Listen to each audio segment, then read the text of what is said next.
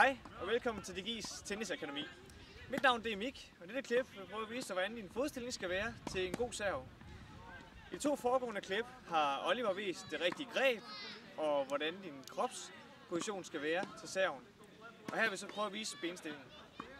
En god grundregel det er, at hvis du så højrehåndet laver en serv, så kan din venstre fod pege imod næststolpen, og din højre fod kan pege parallelt med baglinjen. Det vil jeg nu prøve at vise.